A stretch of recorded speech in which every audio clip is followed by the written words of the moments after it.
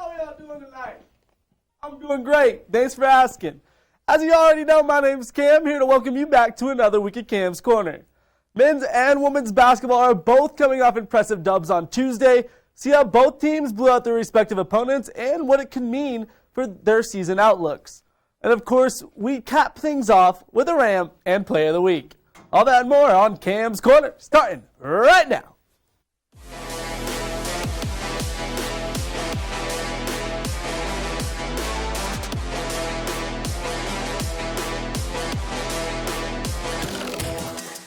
Tis the season. And no, I'm not talking about hearing Mariah Carey every time you walk into the mall, or your neighbor that put up his lights on the first day of November and won't take them down until early summer. It's the season for W's, because it seems like we're finally going to get some from a CSU team not named volleyball. Now I don't have to roast Adazio every single week because CSU is officially a basketball school.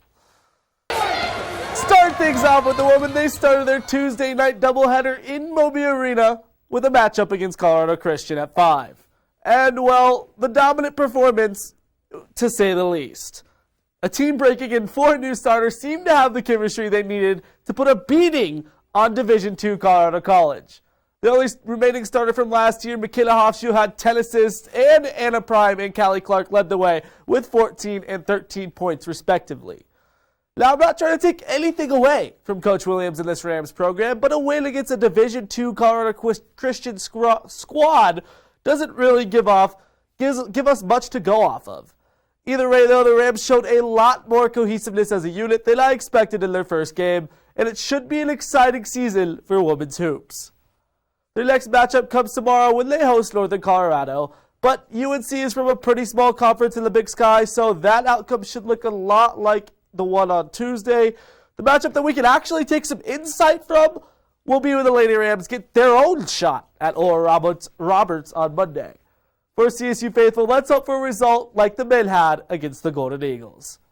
Hey, and speaking of the Golden Eagles, Coach Medved and men's hoop also had their opener on Tuesday right after the women's game when they battled Oral Roberts. Now for this one, I was wrong for like the second time ever. I honestly thought the Rams were going to have a relatively hard one in Moby, but it seemed to be the exact opposite come game time. But even if my prediction was off, the first half was actually competitive, with CSU clinging to a slight lead for most of the matchup's opening minutes and holding just a 7-point advantage at halftime. But in a second, the Rams, and specifically John Tonje, went off. Before the game, Nico Medved said that Tonje was going to start against Oral Roberts for defensive purposes, but against ORU, John decided he was not in to play defense. He was in to get buckets, and that's exactly what he did. The junior from Omaha scored a career-high 31 points against the Golden Eagles, the first 30-point scorer under Nico Medved. Now, we knew coming into the season that he'd have a huge role on this team, but no one expected him to come out and drop 31 points on night 1. And his spot in the lineup meant that center Deshaun Thomas would come off the bench, and that new role did not seem to faze him. Scored 16 points and grabbing 10 rebounds to boot, recording his first college double-double.